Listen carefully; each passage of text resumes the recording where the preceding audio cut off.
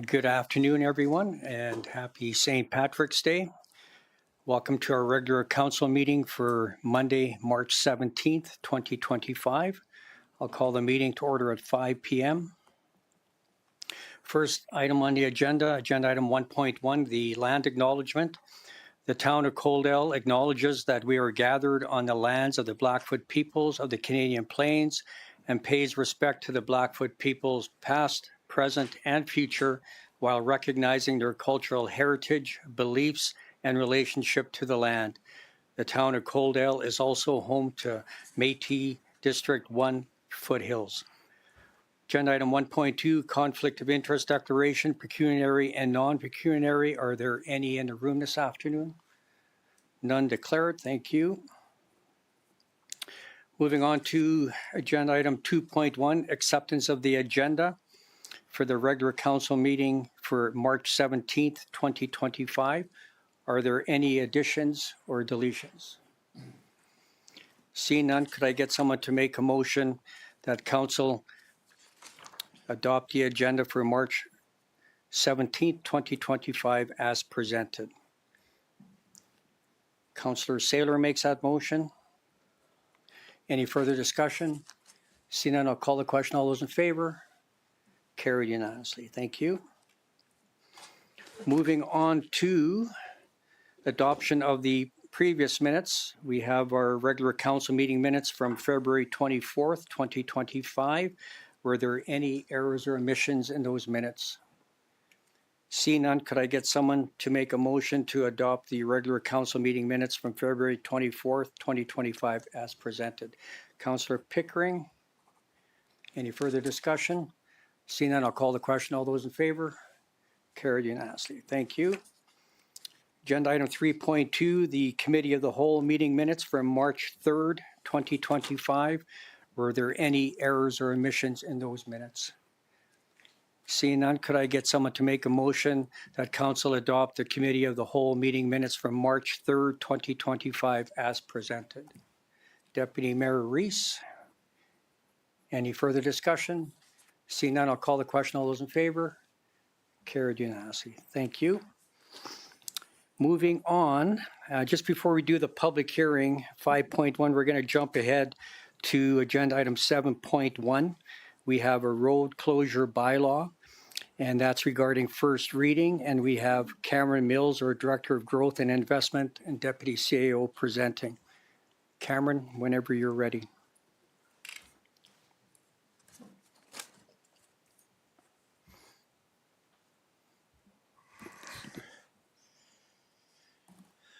Thank you very much, Mayor Van Ryn. So, Council, the road closure bylaw that you see in front of you is road closure bylaw 912-P-02-25. And the purpose of that is to close an undeveloped road allowance subject to consolidation with adjacent municipally owned lands. These lands exist south of the existing Kate Andrews School as part of the broader school site along the area where the former sports field and running track would have been located. The purpose of this road closure is at the request of the province. We've discussed these lands. If you can see, thank you, Lana, if we can just show the map here. So just wait for that to come up on the screen. Perfect. So the road closure, the road in question basically is the highlighted rectangle that you can see, the sort of teal rectangle, which represents the western half of the track, if you will, is owned by the town.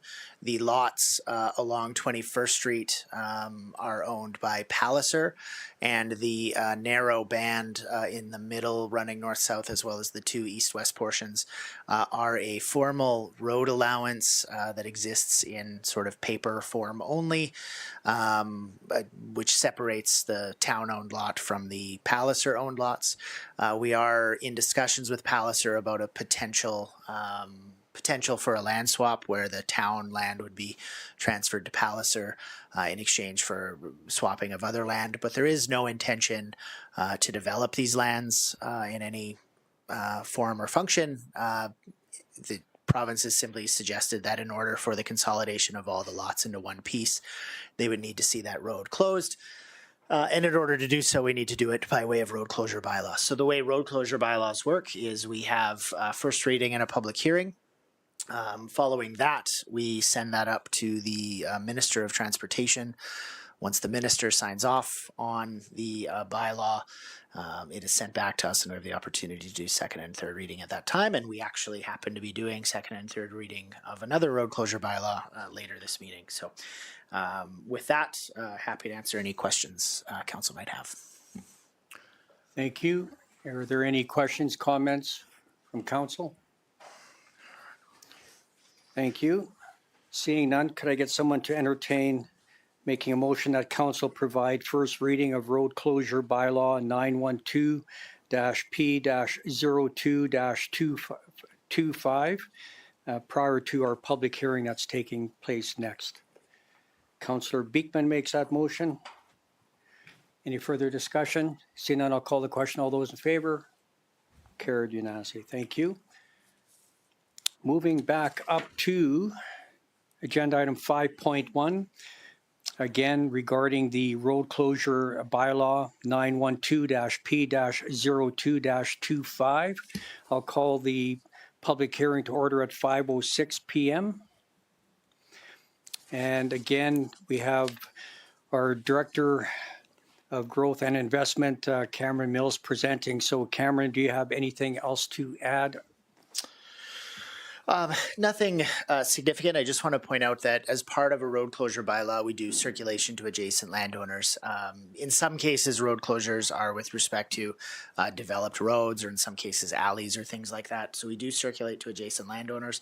And then the other major factors to consider with respect to road closures are typically utility providers who might have services within old road allowances, and so we do circulate to those as well. You'll notice that ATCO, Fortis, and Rogers have all responded to date, offering no objections. Thank you. And is there anybody in the gallery that wishes to speak to this public hearing? Seeing none, I'll ask council now if they have sufficient information to make a decision on road closure bylaw 912-P-02-25. Thank you. I'll declare the public hearing closed at 5:07 p.m. Moving on to agenda item 7.2.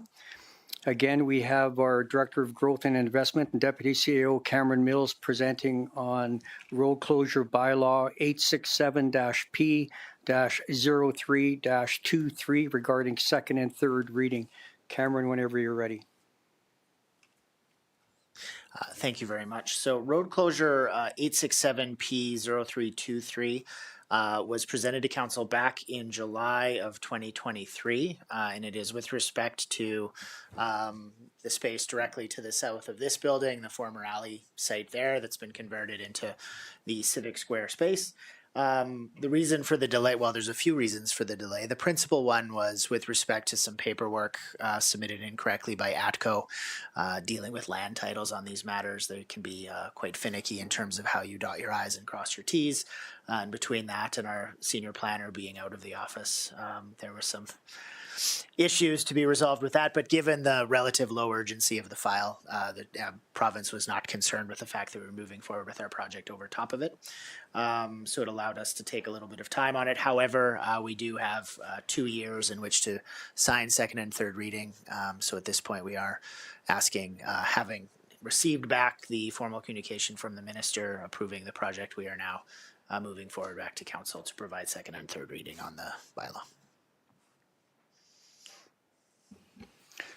Thank you. I'll open up to members of council. Any questions, comments?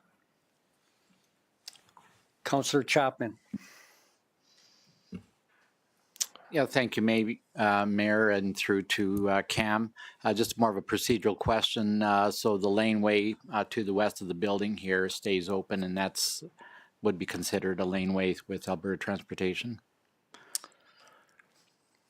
I'm sorry, Okay. which laneway? So the laneway that's Oh, to the west, west yes, of the building correct. here. So as is shown here on the map, basically the area directly south of this building is being closed. It's been since been landscaped, as well as the area that would have run north-south, which would largely be covered by the skating rink now. But the laneway south of, or sorry, in behind the library will remain a lane, as will the lane in behind the ATB building. Okay, great. Thank you.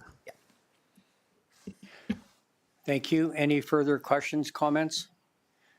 Seeing none, could I get someone to entertain making a motion that council provides second reading of road closure bylaw 867-P-03-23 as presented? Councillor Pickering makes that motion. Any further discussion?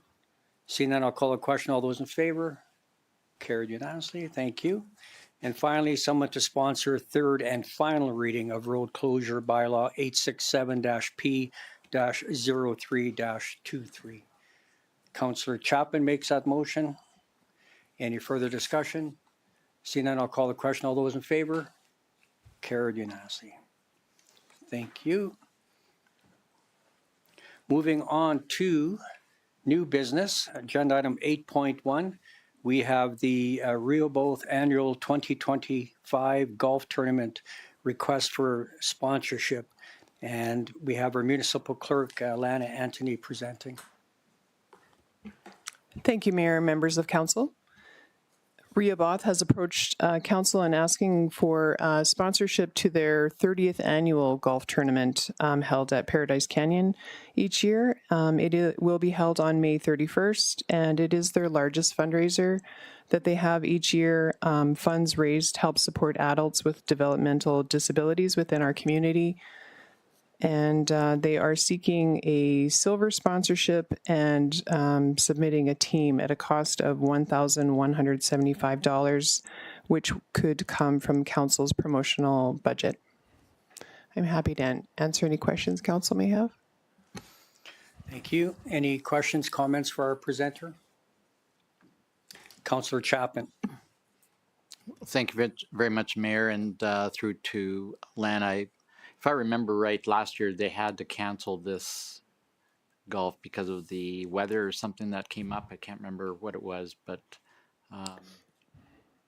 anyway, I think we can. I'd like to be able to sponsor that motion to have this to have council endorse that that tournament for the silver sponsorship. Thank you. There's a motion on the floor by Councillor Chapman that council approve participation in the annual Rehoboth 2025 Golf Classic as a silver sponsor and enter a team of 4 players at a cost of $1,175. Is there any further discussion on that motion? Seeing none, I'll call the question. All those in favor? Carried unanimously. Thank you. Moving on to agenda item 8.2, we have our Community Experience Manager, Clayton Varjassy, presenting on the Civic Plaza Summer 2025 bookings and allocations. Clayton, whenever you're ready. Good evening, Mayor and Council. Yes, so I'm here to present in regards to Civic Plaza and activating the space over the summer. So the objective is to expand the use of Coaldale Civic Plaza by introducing public rental opportunities in the summer of 2025, building on its success as a vibrant community hub for events like Summerfest and Winterfest. By offering strategic rentals for special events, markets, and community activities, the plaza can be further activated, fostering greater community engagement, supporting local businesses, and enhancing both summer and winter programming.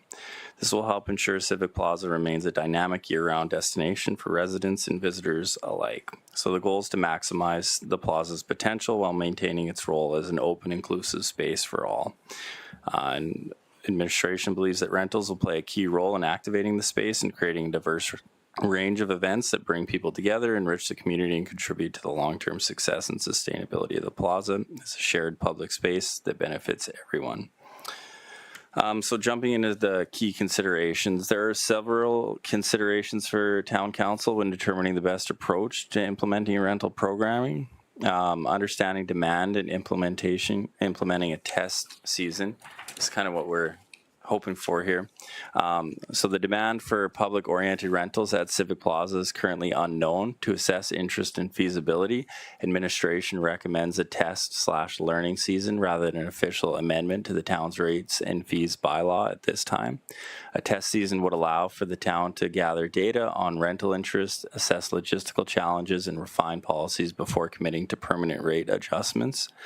Balancing rentals with town-led events. The plaza is already utilized for municipal programming, including Summerfest, Winterfest, and other seasonal events. A rental framework should follow our booking and allocations policy. That's forthcoming, which takes into consideration how external bookings align with town-led initiatives. The policy will ensure that key public events remain a priority. Operational and logistical considerations. The town will need to determine the level of support required for rental events, including staff oversight, maintenance, and setup, which doing this as kind of a test run would help determine all that. Community impact and accessibility. Rentals must be designed to enhance public access rather than restrict it, ensuring the space remains a community-first environment. A special event permit could be required. This would ensure that bookings are reviewed and approved by key administrative personnel. The financial viability and cost recovery. So while the proposed rental rate is intended to make the space accessible to event organizers, administration will need to evaluate whether it is sufficient. Future assessments could explore whether different rate structures, example hourly versus full day rentals, would optimize youth. So the financial impact, and we can get into this a little bit later in here, at a proposed rate of $250 per day, rental fees could generate modest revenue to help offset operational costs. If demand is strong, rentals could provide a steady income stream, particularly during peak seasons, example summer markets and holiday events. Additional economic benefits may arise from increased traffic to local businesses, contributing to Coaldale's broader economic development. So just for council's context, we've had 2 inquiries already regarding using Civic Plaza for some summer events. One were a couple of local residents that want to have a market there Friday and Saturday throughout the summer. And then the other was a request for an Oktoberfest event. So it is already starting to hit our radar. Operational costs, staffing and maintenance. Increased usage may require additional staffing for event support and facility upkeep. Utilities and infrastructure, depending on the types of events hosted, there may be increased utility costs, power, water, waste management, and or wear and tear on plaza amenities. Administrative oversight, processing rental requests, managing event logistics, and enforcing rental policies will require administrative time and resource. So the financial risk and test season considerations. Uncertain demand. Without clear data on rental interest, there's a risk of low uptake. Cost recovery balance. The test season will help determine if the $250 daily rate, or whatever rate council recommends, is sufficient to cover expenses, or if adjustments are needed. Different pricing structures, additional fees for high impact events, etc. might be required. Long-term sustainability. If rental demand is strong, revenue could help support future plaza improvements and event programming, ensuring the space remains financially viable. So stakeholder engagement with this, we would look at this as the stakeholder engagement, because it would involve local businesses, community groups, and residents in the activation of a key public space. Offering rental opportunities for events and activities encourages collaboration and ensures the plaza serves the needs of the community. To enhance this engagement during and after the test season, administration would collect feedback through in-person engagement surveys and online forums from event organizers, participants, and attendees. So the decision options that we outlined here, option 1, that council direct administration to proceed with the test season for summer 2025, allowing Civic Plaza public-oriented rentals at a daily rate of $250 or an alternative rate proposed by council while collecting data on demand, operational challenges, and financial viability. Rentals would be subject to event approval through the town's special event application process and would be subject to the forthcoming town's booking and allocation policy. Option 2, the council direct administration to review and amend the rates and fees bylaw to permanently allow public and or private rentals of Civic Plaza at a to be determined rate, formalizing a long-term rental program starting in summer 2025. Option 3, that council direct administration to keep Civic Plaza as a town program space only, continuing to host municipal events like Summerfest, Winterfest, and town-led initiatives, but not allowing third-party rentals. I did gather a little bit of information as well for you guys to consider. So our atrium, Civic Square atrium hourly rental here is $100 per hour. The daily rate is $800. Our other facility rentals, hourly for community center is $50. The Kinsman Picnic Shelter is $55 per hour. And then the not-for-profit rates are usually about 60% of that.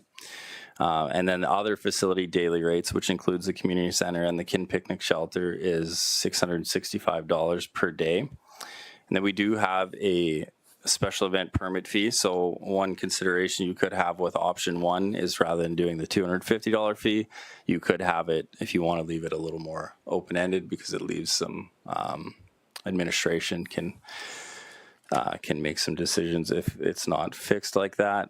You could have it that it's subject to the special event application fee with that option 1 if you wanted to modify that. There is a barricade drop-off fee as well in our policy. And there's garbage fees and other fees that are listed in the policy. In practice, we don't typically charge those right now. And then just for some other comparisons, the town of Tabor, their community center parking lot, which includes electricity, is $457 per day. And the admin building parking lot, including electricity, is $144 per day. And then the market that inquired wasn't a farmer's market. So a farmer's market has to be sponsored by either the municipality, the chamber, or the ag society in a community. So that's something we're working on outside of this. But just for some context, the weekly rate for a vendor at the farmer's market in Tabor is $20. The seasonal rate is $200. So that's just something to take into consideration, especially with the potential for a market to come in charging vendor fees, whether or not they can recoup the cost. And then the last comparable I wanted to highlight was the City of Lethbridge BRZ. So they don't actually have a fee that they charge for this. They do have fees for items. Like if you want to rent temporary fencing, things like that, they charge for that. But they don't actually charge a fee for the use of the festival square. And they do allow, at least on their form, they allow public or private bookings in there. So that's just all to consider for context. Thank you. I'll open it up to members of council. Any questions, comments? Councillor Beekman, then Councillor Avery. Thank you, Mayor, and thank you for your presentation. Well done here. Couple questions about this, though. So I'm probably asking a question I already know the answer to, but let's say Councillor Pickering goes and rents the space. Technically, that's closed off private. Nobody from the public is allowed to come on there unless he allows it, correct? Mayor, through to Councillor Beekman. So what we're proposing in here is that they would be subject to the special event permit application. So they'd have to be approved by administration, or like the people that approve the special event permit. But the rentals in here are supposed to be public oriented, so they'd be open to the public. So something like a market that the public could attend, or like that Oktoberfest event that the public could attend. So it wouldn't necessarily be a private rental that would be looking to like kick people out if they're not supposed to. Not something where like somebody and 20 of their friends rent it out and nobody else is allowed in there. Not through this, what we're proposing here. No. Okay. Second question would be, do you foresee at $250 a day,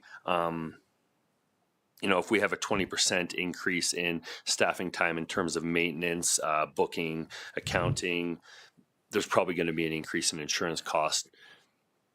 I feel like $250 a day just might not cover that because we can't only just keep part-time staff for that. Yeah, and See so the cost recovery model, or this being a good cost recovery model, or part of the purpose of this would be to it's temporary in nature, so we'd take the summer season and then review all that to see where we land, and then long term propose something. okay, thank you. Yeah. Councillor Avery. Thank you, Mayor. Thank you, Clayton. Just one question. Can you remind me what a special events permit costs? It is $130 is according to the rates and fee. And would they Bylaw. need that each time? So if a farmer's market was coming in weekly, or would that be a one-time, you would assess it and then? To me, the $250 fee would be inclusive of that permit. Any other questions, comments? Councillor Chapman. Yeah, thank you, Mayor, and through to Clayton. Thanks for all your hard work on this. My two questions are this. $250, I think, is a great start. I think having a test season is a great idea, and I look forward to what you have moving forward. My questions to you are on the $250 rental. Is there going to be a cost plus, say, for example, for the concession or any other amenities that you might be, or that the renters might be inquiring about or needing for their event? Mayor, through to Councillor Chapman. No, there wouldn't be any additional costs. But again, this was temporary in nature, so just for the summer 2025 season, and then we would review like what people were wanting and all of that. So like Lethbridge with that BRZ, they do have basically a package that you can select things that you might want at your event, and you can pay for those on top of, well, they don't charge a flat fee, but you can pay for those separately. So that might be something that we explore. But for the purpose of this, no, they would not be charged additional fees. Okay, so if there's a renter that wants to have it as a private function, they need fencing for their event, tents and that sort of a thing, that would be their cost to purchase or rent and that sort of a thing. Yeah, and that would be their cost. And depending what you approve here, that probably wouldn't be allowed if it was a private function. It would need to be open to the public. Okay. My final question, Mayor, if I may, through to Clayton. Town versus private. So, for example, you've mentioned a couple events that would take place already. Just maybe give me a picture as to how that will be handled. It'll be a town event, so we have to do our own permitting for ourselves, sort of a thing, or how does that take place? Yeah, Mayor, through to Councillor Chapman. We do currently our own permitting. We fill out the special event permit and send that off and get the approvals required. So we follow the same process internally. Thank you. Councillor Pickering. Thank you, Mayor Van Ryan. Through to Clayton. So on a special event, like say a market garden or a farmer's market, so if a person rents that under that special permit, and then are they allowed to charge per person a table or whatever they want to put in there, anything they want then? Or is that just, it would be up to them to make sure of that? Mayor, through to Councillor Pickering, yes, they could charge if they needed to. Choose to. Yeah, choose to. Thank you. Thank you. So Clayton, talk a little bit more about nonprofit. Like, this is referred to the pet name, the community living room. And for myself, the purpose of it, I know that there's an expense involved with having a facility such as that. So if a nonprofit, let's say a school wants to use it, a church group wants to use it, are they going to get a discount, or are they going to be paying the full price like anybody else? Through to Mayor Van Ryan, that would depend on what you approve here today. According to this, they would pay that same $250 rate, but if you wanted to have a not-for-profit rate, that is up to your discretion. There are not-for-profit rates in most of our facilities right now, and they're usually coming at about 60% of the normal rate. Because my only concern is there's going to be school programs, church programs where there might not be funding available. And then again, we built that for community use. And I don't want that to be a roadblock for these nonprofit groups. And when I say nonprofit, I include schools and churches in that as well. So is there any appetite by council to entertain doing a nonprofit rate on that?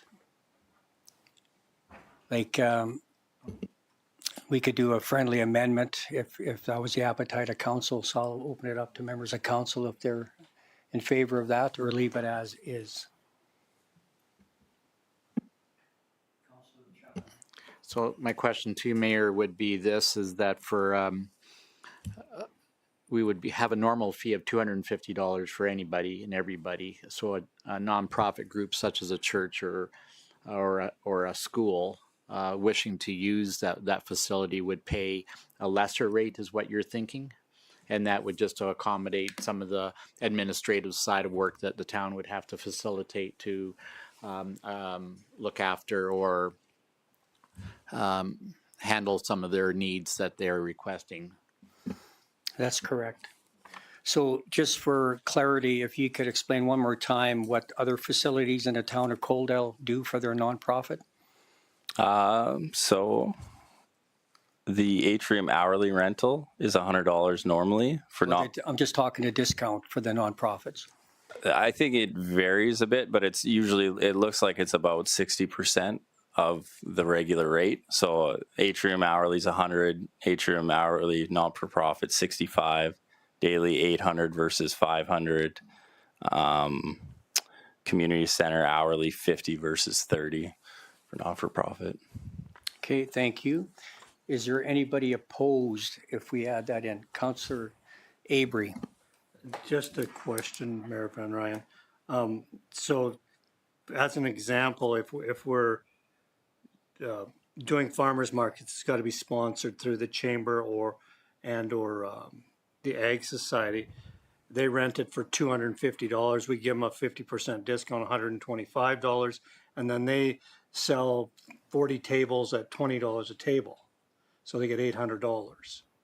So it's now not for profit because they've made, $675 on this rental for the farmers market. So I think the rate is low enough, but I'm in agreement that if somebody wants to use it, so why are we charging a rate at all then, rather than having a tiered level?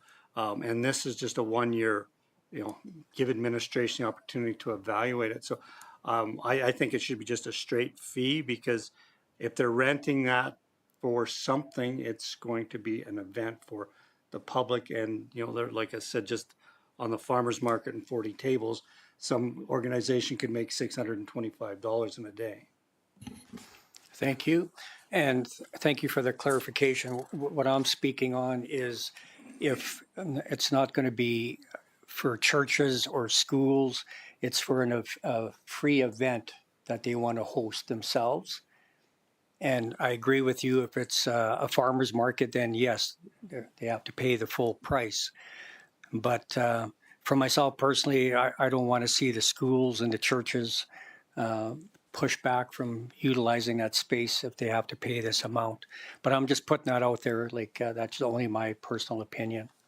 So the motion stands as is then. Is anybody wish to amend it or make the motion as it stands? And I'll repeat it. Option 1, that council direct administration to proceed with a test season for summer 2025, allowing Civic Plaza public-oriented rentals at a daily rate of $250, while collecting data on demand, operational challenges, and financial viability. Rentals would be subject to event approval to the town's special event application process and would be subject to the town's booking and allocation policy. Anybody care to sponsor that motion? Councillor Reese. Thank you, Mayor. My question through to the mayor is, are we going to make an amendment there to have the rate for a nonprofit, or do you want to just leave it as option 1 stands? Thank you for the question. I'm just going to, our CFO, Kyle Beauchamp, has a comment. Uh,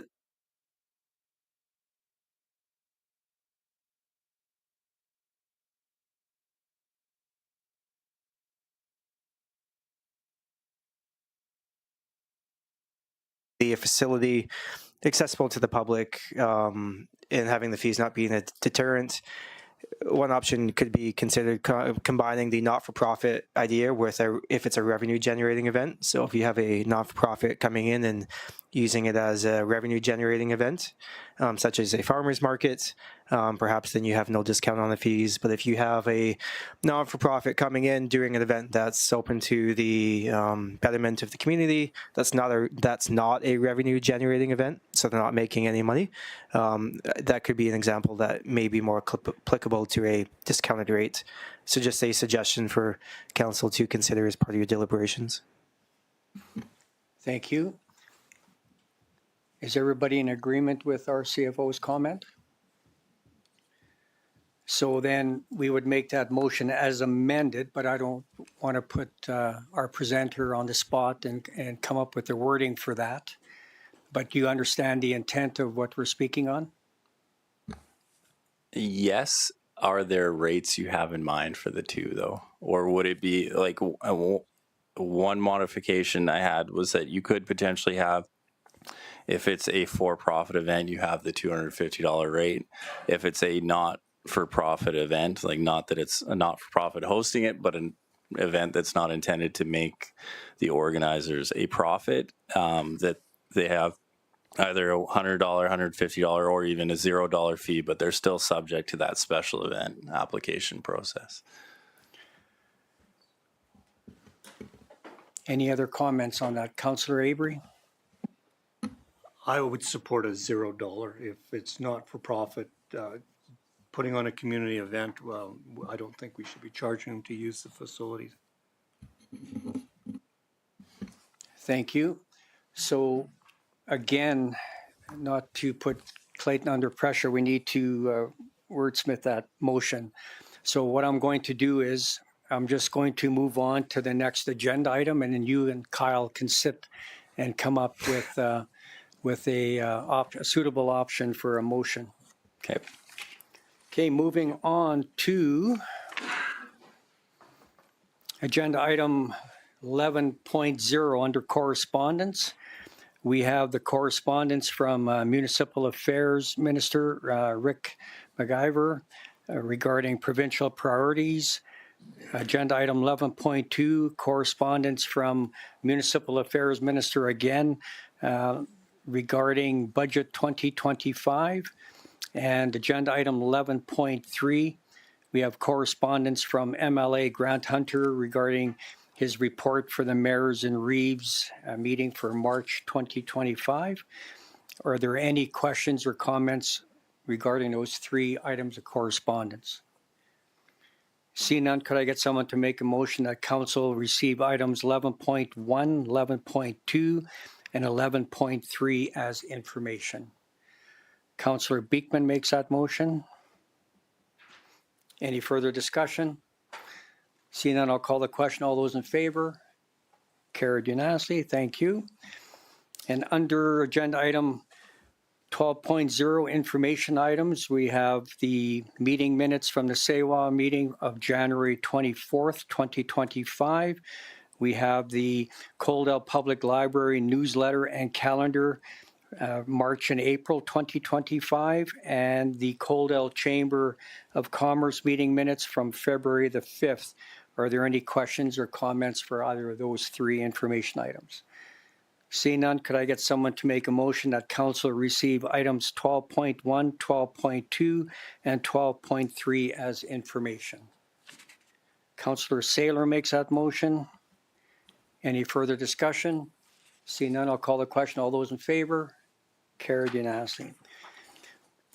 Thank you. Moving back to the Civic Plaza Summer 2025 bookings and allocations. Clayton, what did you guys come up with? Okay, so the motion would be that council direct administration to proceed with a test season for summer 2025, allowing Civic Plaza public-oriented rentals at a daily rate of $250 for revenue-generating events and $0 for non-revenue-generating events, while collecting data on demand, operational challenges, and financial viability. All rentals would be subject to event approval through the town's special event application process and would be subject to the town's forthcoming booking and allocations policy.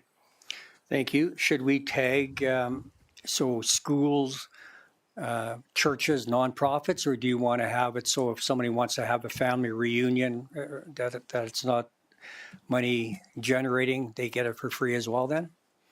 The way it's worded would be civic, like public-oriented rentals. So something like a family reunion wouldn't be approved. Okay, thank you. Anybody care to sponsor that motion? Councillor Avery sponsors that motion. Is there any further discussion? Seeing none, I'll call the question. All those in favor? Carried unanimously. Oh, sorry. Councillor Beekman is opposed. Motion is carried. Thank you. Clayton? Oh, Councillor Chapman. Thank you, Mayor. Maybe a question through to Clayton. Clayton, just a quick question with regards to rental rates for the kin shelter. Would this kind of be a comparison to that? I mean, for private rentals, public rentals, that sort of a thing? I mean, they're both outdoor spaces, but I don't think it's that comparable because that is set up to be a fairly private space, whereas this is out in the public. Fair enough. Thank you. I can see this happening more in a winter time, like for people that want to use the skating rink, like for church groups and such. So, okay, thank you very much. That concludes the open portion of the meeting. I will require a motion that council move into closed session in accordance with section 197-4-B of the Municipal Government Act to discuss matters exempt from disclosure for items 13.1 and 13.4, subject to section 16, business interests of a third party. Items 13.2 and 13.3, subject to sections 21, intergovernmental relations, and item 13.3, subject to section 24, advice from officials. Who would care to make the motion? Now we go into closed session at 5:42 p.m. Deputy Mayor Reese makes that motion. Any further discussion? Seeing none, I'll call the question. All those in favor? Carried unanimously. We'll take a 5-minute